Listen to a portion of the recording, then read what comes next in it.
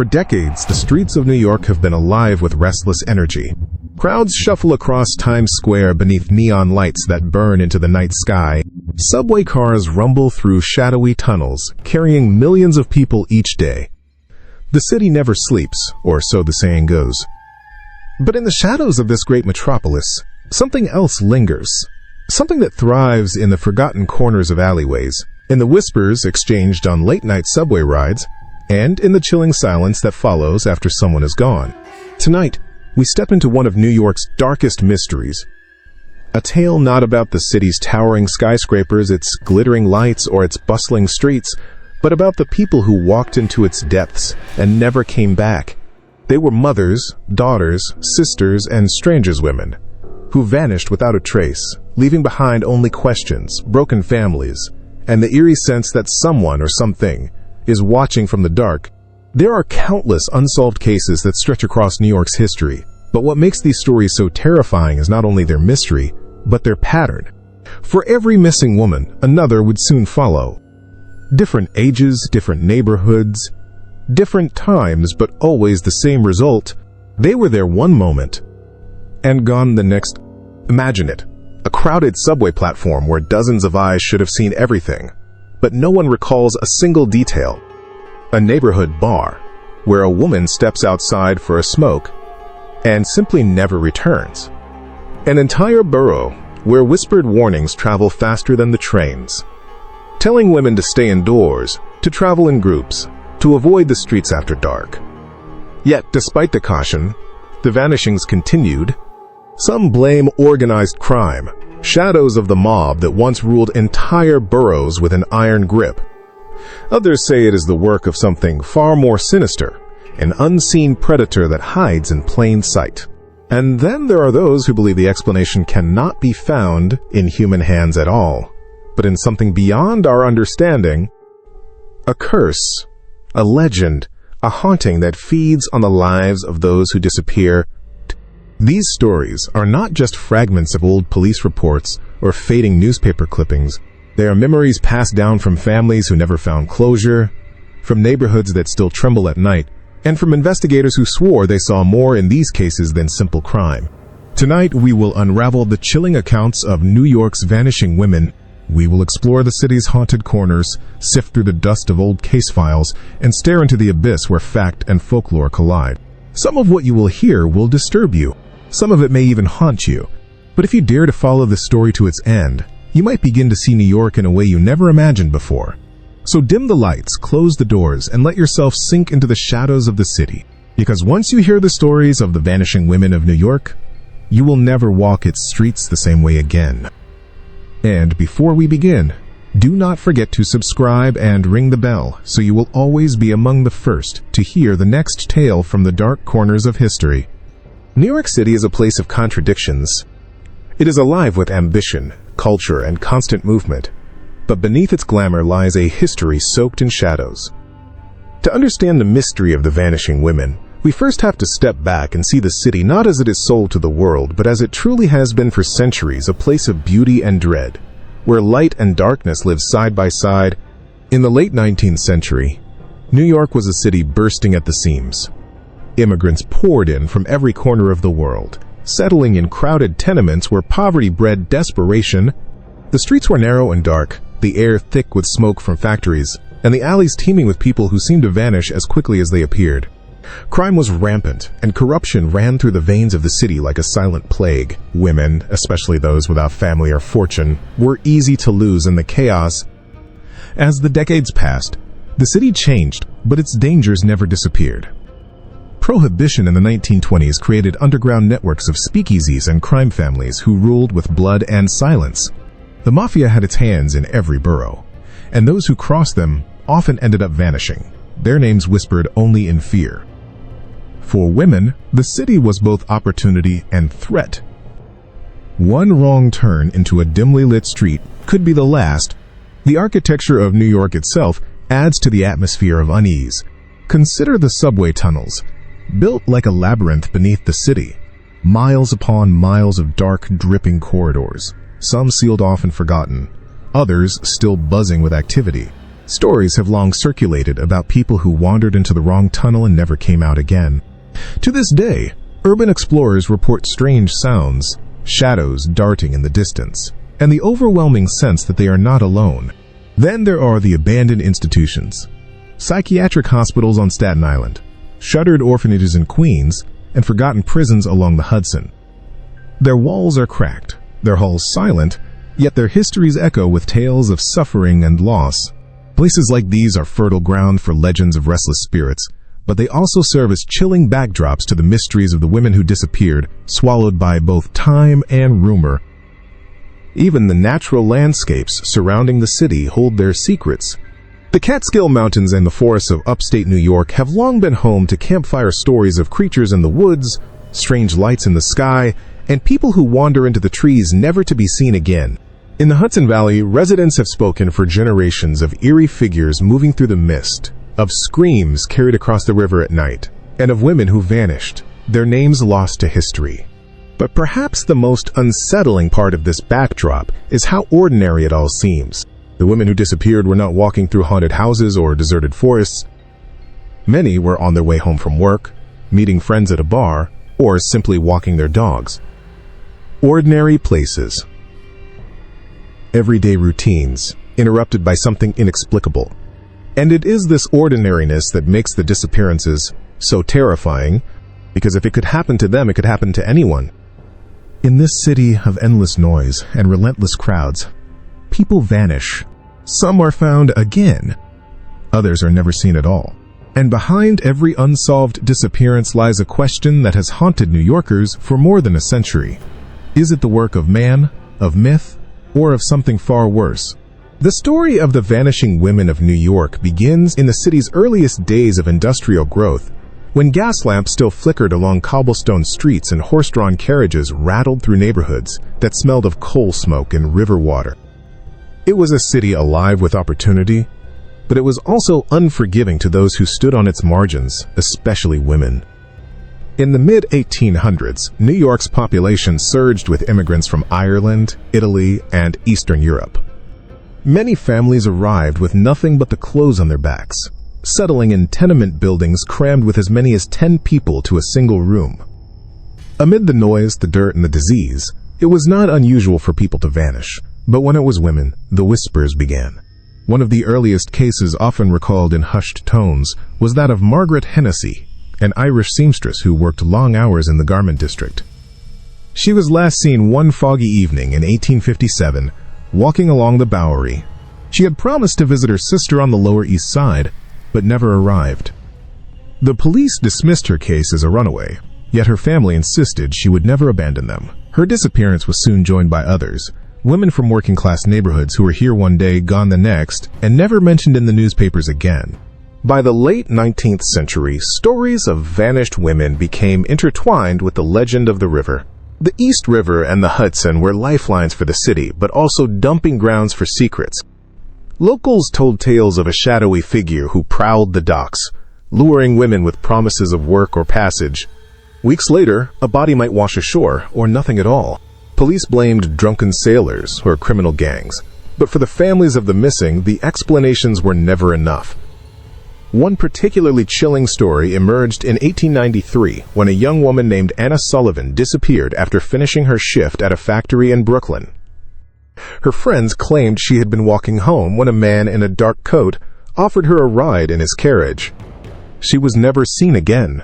Some swore they saw her near the Williamsburg Bridge days later, her face pale, her expression blank, as if she did not recognize anyone calling her name. When searchers scoured the area, they found nothing. No trace, no body, only silence. Newspapers at the time reported cases selectively, often sensationalizing those involving wealthier women while ignoring the countless poor and immigrant victims. Still, a pattern began to emerge. The city was swallowing its women, and no one seemed able or willing to stop it. The early 1900s brought no relief.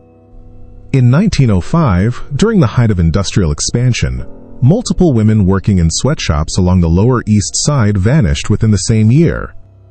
Rumors spread of secret passageways beneath factories, of women being trafficked across state lines, and of dark rituals performed in abandoned buildings. These stories may have been born from fear, but the missing women were very real. Their names appeared on posters, on flyers handed out by desperate relatives, yet their faces were soon forgotten as more vanished to take their place. By the time the First World War arrived, the legend of the vanishing women was firmly etched into the city's consciousness. Families warned their daughters never to walk alone at night, never to trust a stranger's kindness, never to stray from familiar streets. But still, the disappearances continued. While some believed they were simply the tragic byproduct of a dangerous city, others whispered of something far more unsettling, a presence in New York that fed on those who would never be found. The Roaring Twenties are often remembered as a time of jazz, speakeasies, and glittering nightlife. But for women in New York, they were also years of uncertainty and fear. Prohibition drove people into underground clubs where the music was loud, the liquor was hidden, and the mob ruled every corner. Behind the glamour, there was danger lurking in the shadows, and for some women, stepping into that world meant never stepping out again. In 1923, a young woman named Clara Reynolds left her apartment in Harlem to meet friends at a hidden club in the Bronx. She was dressed for the night in a silk dress and pearls, carrying only a small purse. Witnesses confirmed she arrived at the club, but said she vanished sometime after midnight. Her coat and handbag were found in the cloakroom, untouched, as though she had left them behind. Rumors spread quickly. Some believed she had been kidnapped by gangsters. Others whispered she had become the victim of a deal gone wrong. No trace of Clara was ever found, but her disappearance became one of the many stories that added to the legend of women swallowed by the city's underworld. The 1930s and 1940s brought their own dark stories. The Depression had tightened its grip, and women often worked long hours in department stores, hotels, and restaurants just to scrape by. In 1937, a hotel maid named Rosa Martinez failed to return home after her shift at a midtown Manhattan hotel. The hotel management claimed she had quit without notice, but her family insisted otherwise. Strange details emerged. Another maid swore she saw Rosa enter a guest's room to deliver fresh towels, but no one saw her leave. When police investigated, they found the room empty, the guest long gone. Rosa's fate was sealed in silence, one more name added to the growing list of the vanished. By the 1950s, whispers of these disappearances began to spread further, fueled by tabloids hungry for sensational stories. In 1952, a college student named Helen Whitmore disappeared after attending a party on Long Island. Her friends said she stepped outside for air. When they followed minutes later, she was gone. A search party combed the woods, the beaches, even the roadsides, but found nothing. One man swore he saw her walking down a dark stretch of highway barefoot and dazed, but by the time he stopped his car, she had vanished into the night. The 1960s only deepened the mystery. It was an era of change, of rebellion, and social upheaval. Yet the disappearances did not stop. In 1966, a secretary named Joan Harris vanished while walking home from her midtown office. The most chilling part, dozens of people remembered seeing her on Fifth Avenue, heading south, but somewhere between two city blocks, she was simply gone. Police reports were inconclusive, some suggesting abduction, others calling it voluntary disappearance, but none could explain how a woman could vanish in broad daylight on one of the busiest streets in the world. Patterns began to emerge in these decades, women who were last seen in public places, surrounded by witnesses, yet no one who could recall a critical detail. It was as if the city itself conspired to erase them, leaving behind only unanswered questions. Families demanded answers, detectives struggled to connect the threads, and yet, decade after decade, the vanishings continued. By the close of the 1960s, the legend of New York's vanishing women was no longer a whisper passed between neighbors. It was a dark undercurrent of the city's history, an unspoken truth that lingered beneath the glitter of Broadway lights and the hum of Times Square. Women had vanished in the past, and they were still vanishing now. The city was changing, but its shadows remained the same. The 1970s marked a darker turn in the legend of New York's vanishing women. The city was in turmoil, crime rates soared, entire neighborhoods fell into disrepair, and fear clung to the streets like a fog. It was a decade when the shadows seemed to stretch longer, when the city itself felt as though it were feeding on its people. And in this chaos, the disappearances grew more frequent, more public, and more chilling. In 1972, a young artist named Diane Caldwell disappeared after leaving a gallery in Soho. Friends said she was excited about her first small exhibition, her career finally beginning to take shape. She left the gallery at 10 p.m., walking toward the subway. Witnesses saw her step into the station, but when the train arrived, she was gone. No one remembered her boarding, and no one saw her leave. The only trace was her sketchbook, later found on a bench, open to a page filled with drawings of faceless figures. The mid-70s brought more fear. In 1977, the city was already rattled by the Son of Sam murders, but while those crimes dominated the headlines, quieter vanishings were taking place. In Queens, a secretary named Lorraine Davis never made it home from work. In the Bronx, a mother of two named Rachel Goldman vanished after dropping her children at school. These cases barely made the papers, overshadowed by the frenzy of a known killer. But in their silence lay something equally sinister. Women vanishing without explanation, without recognition, and without closure. By the 1980s, New York had gained a reputation for danger. Dark subway cars, crumbling buildings, and rising violence created an atmosphere where disappearances almost felt expected. Yet certain cases stood out. In 1983, a law student named Karen Brooks disappeared after leaving the New York Public Library. She was last seen walking across Bryant Park, a crowd around her, daylight still lingering in the sky. Hours later, her bag was found neatly placed on a park bench. Her wallet was untouched, her books stacked carefully inside. But Karen herself had vanished as though she had stepped out of reality. The late 80s gave rise to even stranger stories. Rumors spread of women disappearing in groups, never together, but clustered in patterns that defied coincidence. In 1987, 3 women from different boroughs vanished within the same week.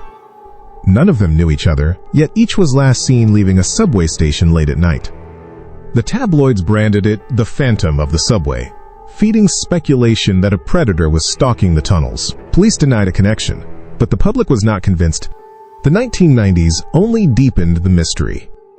In 1994, a young woman named Michelle Torres was last seen on Staten Island leaving a friend's party. Witnesses claimed they saw her walking toward her car, parked just down the street, but she never reached it. Her keys were later found lying in the gutter, as though dropped in haste. No fingerprints, no struggle, nothing else. Her disappearance haunted the community for years, and neighbors swore they still saw her figure at night, standing by the spot where her car had been parked, only to fade into the darkness when approached. By the close of the 1990s, New York was beginning to clean up its streets. Crime rates fell, neighborhoods revitalized, and the city regained some of its glitter. But beneath the surface, the legend endured. Too many women had vanished, too many questions remained unanswered. And those who remembered the stories knew that the city's silence was not safety. It was only the calm before another shadow stretched across its streets. The dawn of the new millennium brought with it the illusion of safety. New York had transformed. Broken windows were replaced with gleaming storefronts, once dangerous neighborhoods became polished and gentrified, and the crime rate fell to historic lows. Tourists filled the streets, business boomed, and the city branded itself as a global symbol of resilience. Yet beneath the polished surface, the old darkness remained. Women were still disappearing. The difference now was that their vanishings echoed louder, amplified by headlines, online forums, and the ceaseless churn of social media. In 2003, a college student named Emily Parker vanished after leaving a bar in the East Village. Surveillance footage captured her walking alone, turning down a street toward her apartment. Just 30 seconds later, another camera picked up the same stretch of sidewalk. Emily was gone. No cars stopped. No one passed her. She simply vanished in the span of a heartbeat. Detectives combed through hours of footage but found no trace of her again. The case remains unsolved, a digital age mystery caught on camera but offering no answers. The 2010s brought more cases, each with their own strange details. In 2011, a young professional named Jenna Morales disappeared after a late-night shift in Midtown. Coworkers said she had left the office in good spirits, heading toward the subway. Her Metro card showed she swiped into the station, but she never exited anywhere. The MTA reviewed footage from dozens of stations, but Jenna never appeared again. It was as if the tunnels themselves had swallowed her whole. 2 years later, in 2013, Brooklyn was shaken by the disappearance of a mother named Teresa Liu. She left her apartment in Sunset Park to buy groceries at a store just 3 blocks away. Neighbors saw her walking down the street, but she never reached the store. Her phone was found later, still in her apartment, plugged into its charger. She had not planned to be gone long. Friends and family organized search parties, and her case made the evening news, but Teresa was never found. Social media became the new stage for these mysteries. Reddit threads, YouTube documentaries, and amateur sleuth blogs speculated wildly, linking modern vanishings to the old legends of New York's lost women. Patterns were dissected, maps drawn, timelines overlapped. Some argued the disappearances were the work of an organized group operating in silence for over a century. Others leaned toward darker, stranger explanations: haunted streets, cursed subway lines, supernatural forces lurking in forgotten corners of the city. In 2019, another chilling case emerged. A young actress named Natalie Ramirez left an off-Broadway rehearsal late at night. She texted a friend that she was on her way home. Cameras caught her stepping into the subway at 42nd Street. That was the last time she was seen. Hours later, her phone was discovered on a bench inside the station, the screen cracked, her last text unfinished. "Something's not R." The message cut off mid-word, leaving only speculation in its wake. Even in recent years, as technology tracks nearly every move we make, women are still disappearing in New York without explanation. GPS records stop suddenly. Phones go dark. Cameras fail to capture the crucial moment. The city's shadows remain just as deep as they were a century ago, reminding us that even in an age of constant surveillance, some mysteries refuse to be solved. And so, the legend lives on. The vanishing women of New York are no longer only a part of history or folklore. They are part of the present. Their stories continue to unsettle, to terrify, and to remind us that beneath the city's bright lights, there are still places where darkness rules. The deeper you follow the trail of the vanishing women of New York, the more unsettling the patterns become. It is not just the number of cases, nor the centuries they span, but the eerie similarities that seem to defy coincidence. Women of different ages, backgrounds, and boroughs, all disappearing in ways that leave no trace, no clue, and no sense of closure. It is as if the city itself has swallowed them whole.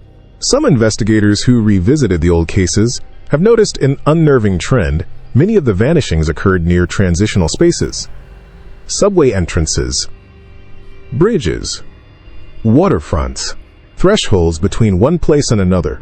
It was as though the disappearances clustered around gateways, places where people cross from light into dark, from safety into uncertainty. What makes this detail so chilling is not just the geography, but the idea it suggests that these women were caught at the very moment of passage, pulled into something unseen. In the archives of forgotten police reports, there are hints of details never made public. An officer in the 1920s recalled strange footprints near a pier where a woman had vanished. Prints that led to the edge of the dock and then simply stopped, with no sign of a body in the water. A detective in the 1950s swore he heard a voice calling his name in the middle of an abandoned building while searching for a missing secretary. The voice, he said, sounded like the woman he was looking for. And in the 1980s, a subway worker claimed he saw a figure on the tracks, a woman in a torn dress who faded into the darkness before his flashlight could reach her. Perhaps the most disturbing discovery came from a retired investigator in the 1990s who tried to connect the disappearances across decades. What he found was a recurring date, March 23rd.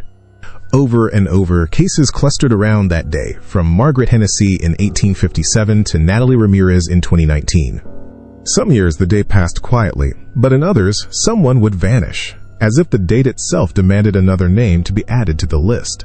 He warned his colleagues, but his findings were dismissed as coincidence. Still, the pattern remains, stretching across more than a century. There are those who insist the explanation is entirely human, that traffickers, criminals, or secret networks are to blame, but others, especially those who live closest to the sites of these vanishings, whisper darker theories. They speak of a curse tied to the very land on which the city was built, a debt never paid to the people who once called it home. They speak of spirits in the rivers, hungry and restless, pulling down to those who stray too close. They speak of tunnels beneath the city where something waits, feeding not on bodies, but on presence itself. The most terrifying possibility is that these vanishings are not accidents, not coincidences, and not random crimes, but part of a larger story we cannot yet see. The city has always hidden its secrets well, covering one disappearance with another, one mystery buried beneath the next. But when you lay them all side by side, from the 1800s to today, the pattern is undeniable.